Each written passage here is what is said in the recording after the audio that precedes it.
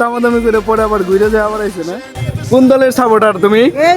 না ব্রাজিলের সাপোর্টার এলে দিতাম না। হ্যালো, আসসালামু আলাইকুম, আপনারা সবাই কেমন আছেন?